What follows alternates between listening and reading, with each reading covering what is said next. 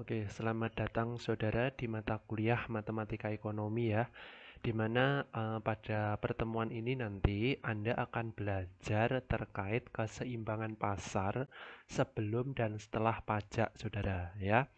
Langsung saja saudara, kita ke konsep pajak terlebih dahulu ya.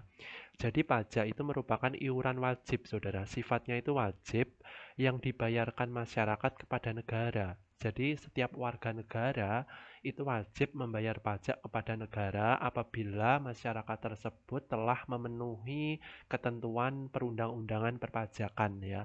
Jadi masyarakat ini nanti wajib membayar pajak kepada negara, di mana masyarakat yang membayar pajak kepada negara ini dia itu tidak mendapatkan balas jasa secara langsung, saudara. Jadi eh, balas jasanya itu secara tidak langsung, ya.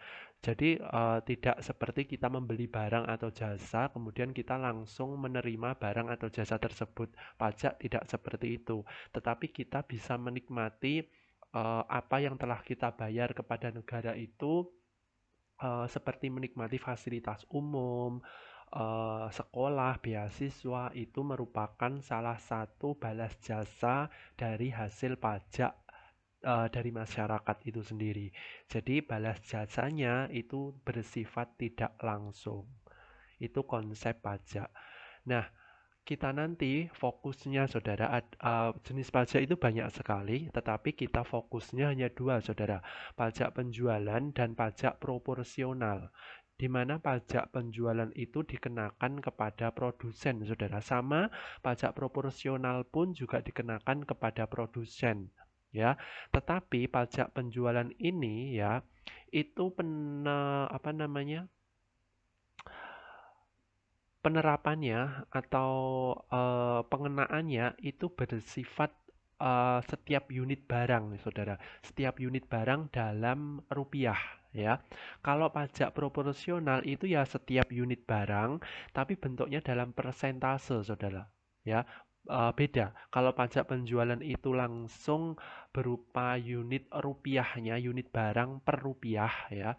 Tetapi kalau pajak proporsional nanti pengenaannya itu berbentuk persentase ya itu. Lambangnya apa? Lambang untuk pajak penjualan maupun pajak proporsional itu dilambangkan dengan T kecil atau tax ya. Jadi itu bedanya hanya di bentuk pengenaannya saja.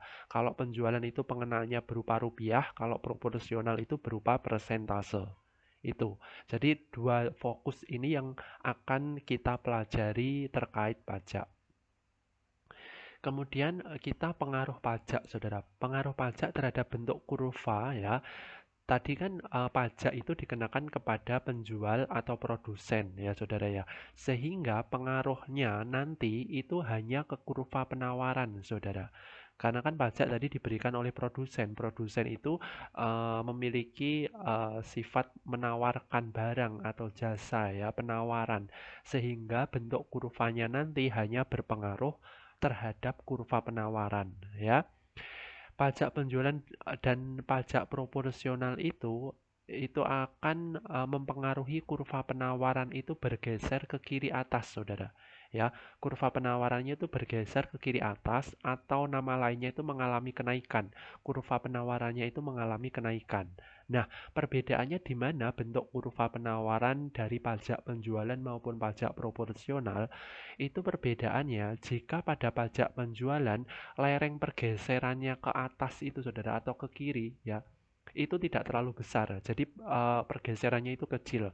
Berbeda dengan pajak proporsional yang lereng pergeserannya itu dari sebelum adanya pajak dan setelah adanya pajak itu pergeserannya itu lebih besar, yaitu pajak proporsional. Bedanya hanya di pergeseran saja. Kalau pajak penjualan kurva kurva penawarannya itu bergesernya tidak terlalu besar atau kecil, tapi kalau pada pajak proporsional itu lereng pergeserannya kurva penawaran itu lebih besar ya daripada pajak penjualan.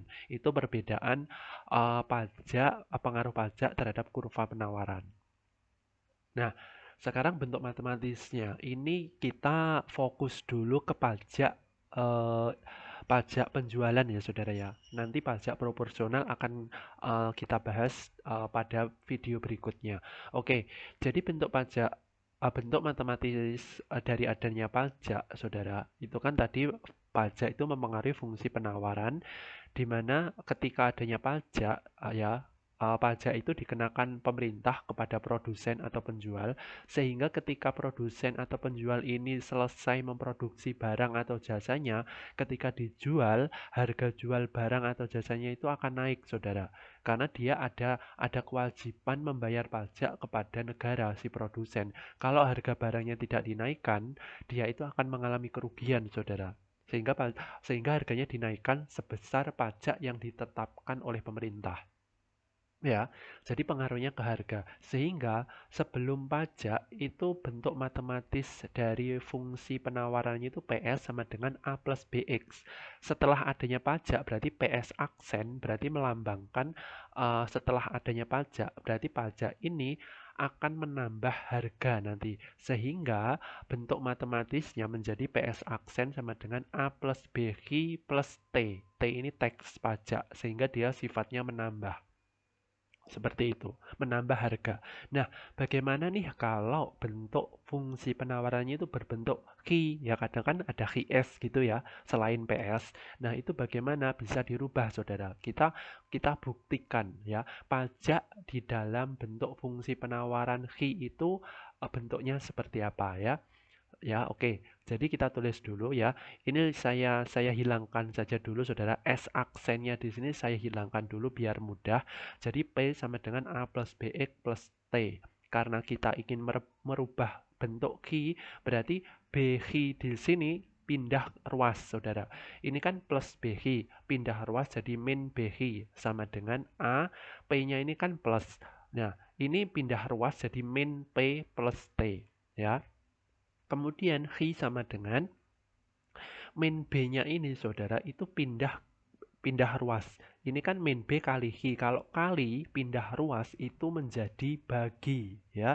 Berarti A per atau A bagi min B. Min ya depannya P itu kan 1. Berarti 1 per min B plus ya depannya T itu kan 1. Berarti 1 per min B T. Seperti itu. Kemudian X sama dengan min A per min B bisa ditulis min A per B. Min ini ketemu min menjadi plus ya saudara. Plus 1 per BP plus ketemu min jadi min ya. Min 1 per BT ya. Sehingga dapat disimpulkan kalau bentuk fungsi penawarannya itu X berarti XS aksen sama dengan min A per B plus ya 1 per BP min 1 per BT 1 per B ini dijadikan satu saja 1 per B dalam kurung P min T ya ini kalau diuraikan berarti 1 per B kali P itu 1 per BP 1 per B kali min T itu min 1 per BT jadi bisa diringkas seperti ini sehingga ketika bentuk matematis dari fungsi penawaran bentuknya itu X, maka pajaknya itu mengurangi saudara. Berarti XS aksennya berarti dalam kurung dulu P min T. Kalau bentuknya fungsi X, kalau bentuknya fungsi P, berarti PS aksen, T-nya ini menambah. Ya, itu perbedaan bentuk matematis dengan fungsi bentuk P dan fungsi penawaran bentuk X. Itu ya. Nah, untuk contoh soal kita akan bahas